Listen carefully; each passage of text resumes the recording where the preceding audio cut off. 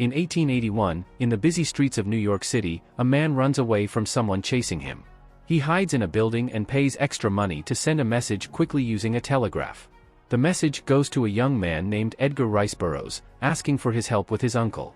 Burroughs goes to his uncle's big house after he finds out his uncle, John Carter, has passed away. A lawyer tells Burroughs that he's inherited everything from his uncle, including an old diary. Burroughs starts reading the diary after the lawyer leaves. The diary tells the story of John Carter, who used to be a captain in the Confederate Army. After the Civil War, he goes to Arizona to look for gold. The local people don't like him, and Colonel Powell, from the cavalry, tries to make him fight the Apache people.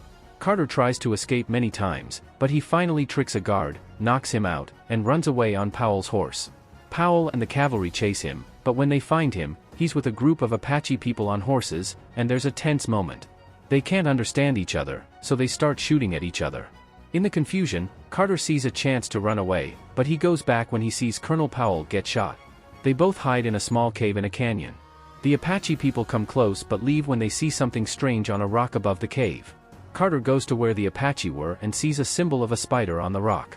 After leaving Powell at the cave's entrance, Carter goes deeper into the cave to explore. Inside, he finds a room with strange drawings on the walls and lots of gold. Carter is surprised when a stranger suddenly appears behind him. Carter fights with the stranger, manages to shoot him, and takes a blue glowing medallion from him. Reciting the words he heard the stranger say, Carter suddenly finds himself in a strange desert. Carter tries to walk but finds it difficult and feels like he's floating due to the low gravity. After a few minutes, he gets used to the environment and heads towards a nearby hill where he finds a nest of green, six-limbed babies hatching. Feeling uneasy, he decides to leave but is stopped by a group of green creatures riding big animals and carrying guns. They start shooting at Carter, but one of them orders them to stop. The tall green alien, Tars Tarkas, lowers his weapons and approaches Carter. Despite the language barrier, they introduce themselves. Tarkas, the leader of his group, realizes that Carter is not from there and asks him to come with them. Carter tries to take Tarkas' weapons but is overpowered. Tarkas tells the others not to hurt Carter and they take him to their home in the ruins of an old city. Carter is distressed and wants to go back home, knowing the medallion is his only way. However, Tarkas has taken the medallion and wears it. In the city, the other creatures treat Carter roughly, not understanding him and seeing him as a creature or a baby. According to their tradition, the hatchlings are released, and whoever catches one becomes its guardian. Sola, a female whom the others don't like, is told to take care of Carter. After cleaning and putting Carter with the other hatchlings, Sola gives him a liquid that helps him speak and understand their language. In the distance, there's a battle between human-like forces on airships, with one side dressed in blue and the other in red. On a red ship, General Sab then is given a blue mesh device by three bald figures. Their leader, Matai Shang, tells the general to try the new powers by shooting at enemy ships, which he does well. Meanwhile, in the royal palace of Helium, Dejah Thoris is practicing a speech when her father, Tardos Mors, the leader of Helium, arrives with his group. Dejah shows them a machine that makes a weak blue ray, which she calls the ninth ray, saying it's where Zodanga's new power comes from. While they talk about it, one of the group secretly ruins the machine, making it stop working. Tardos understands how important this discovery is but says they don't have time to look into it more.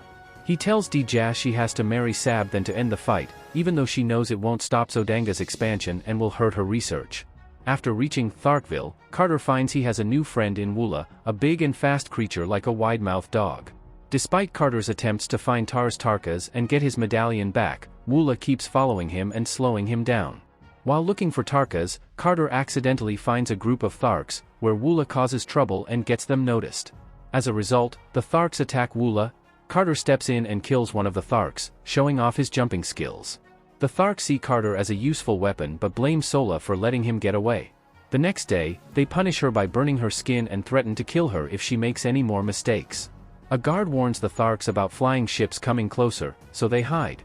3 airships show up, 2 with red flags from Zodanga and 1 with a blue flag from Helium.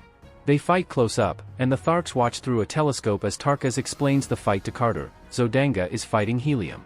On the blue Helium ship, Dejah Thoris tries to escape but falls and holds on for her life, hundreds of feet above the ground. Carter sees she's human and jumps to save her. His amazing jumping skills help him rescue her and fight off their attackers, although Dejah is quite a good fighter herself. But despite their efforts, the blue Helium ship crashes. After this, Tars Tarkas gives Carter the title of Dodor Sojut, meaning right arms, and gives him Dejah Thoris as a prize. Tal Hages, Tarkas's rival with a broken tusk, doesn't like this. Carter remembers Powell and doesn't want the position, but Tarkas says if he refuses, Dejah can't be saved. So Carter reluctantly agrees and tries to avoid questions about his jumping ability. Dejah wants to learn to jump like Carter, but she thinks it's unlikely because her bones are different. Tarkas thinks she wants a new weapon for helium and warns Carter. Carter just wants to go home and tells Dejah about his world, but she thinks he's crazy or lying because he describes a world that hasn't been on Mars for thousands of years. After realizing Carter is serious, Dejah thinks he might be a Thurn. They talk about space and realize Carter is from Earth, Jasum, but on Mars, Barsum, now. They think the Thurns might know how to travel between planets, so they plan to visit a Thurn temple. Despite Sola's warnings, they go to the temple, and Dejah reads some old writings. But the Tharks catch them and put them in prison. Tarkas helps them escape, risking himself, and Carter finds out Sola is his daughter. This breaks Thark tradition. Sola, Carter, and Dejah Thoris start a journey to the river to uncover the temple's mystery, taking the medallion with them. During the trip, Sola warns Carter that Dejah Thoris might be leading them the wrong way, but Carter doesn't take it seriously. However, Dejah Thoris admits they were actually going towards helium, which makes Carter angry because he thinks she might have been using him as a weapon in their war. Carter decides to leave her, but she begs him and reveals she's the Helium Princess and might be killed if she marries the Zodangan prince. Carter agrees to keep going with her but insists they go to ISS first. ISS is where people go to die and find paradise, and as they get near, Sola almost joins some Tharks sailing away and corpses on the ground until Carter stops her. As they go up the river, they find a pyramid-like structure. Carter and Dejah Thoris go inside and find glowing blue pictures showing the solar system. Dejah Thoris realizes the blue light is from machines, specifically the ninth ray she had been studying and the enemy had been using as a weapon. They also think Carter got to Mars because a copy of him was sent from Earth. Matai Shang advises an army of Tharks who come near. He's interested in the stranger who joined the war and wants to see his skills. Carter, Dejah Thoris, and Sola get ready to run as the army comes. Even though Dejah Thoris doesn't want him to, Carter stays to fight alone with Wula's help. He kills a lot of enemies but remembers the terrible effects of war and finding his dead family in a burned house. Eventually, he can't fight anymore, and a helium battle cruiser arrives to stop the fight. Tardos Mors and Sab then get off, and Sab then offers his sword to Dejah Thoris and asks her to marry him. Dejah Thoris almost kills him, but instead, they take the wounded Carter to Zodanga to heal him. Carter wakes up in a guarded room and thinks he's in helium, but the guards in red clothes laugh at him. A man in blue, Kantos Khan, comes and tells him he's in Zodanga. Kantos orders tighter security for Carter and whispers to him to take him hostage, but Carter is confused, and Kantos leads him away from the guards in frustration. They reach a tower where Dejah Thoris is dressed for her wedding. She thanks Kantos for bringing Carter but sends everyone else away. Again, she asks Carter to fight with her, but he refuses, and she notices his wedding ring. Dejah Thoris knows his heart belongs to someone else but thinks that person is dead. So, she tells him the magic words to go back to Earth. Zodangan guards want in, but when they open the door, Carter is gone. Dejah Thoris and her group leave, but the chamber's matron finds Carter hiding. She freezes him with a blue ray and reveals she's Matai Shang, the Thurn leader. He makes Carter follow him and explains how the Thurns control Mars' fate. In a wedding parade, Matai Shang looks like a Zodangan officer and takes Carter out. Then he turns into an old woman as they watch Dejah Thoris being paraded. Matai Shang says after the wedding, Dejah Thoris and anyone who knows about the ninth ray will die. Suddenly, Wula appears and breaks Shang's hold, so Carter escapes on a light flyer. He crash lands near Sola and decides to go back to Tharkville for help. When they return, the Tharks imprison Carter, and he finds Tars Tarkas held captive too. Tarkas says he was overthrown by Tal Hages with one tusk and his mad Sola is back. They're taken to a big coliseum and forced to fight giant white apes. Sola distracts the crowd, letting Carter defeat the beasts. The Tharks cheer for him, and he challenges Tal Hages. With one hit, Carter beheads him and becomes the Tharks' leader with an army.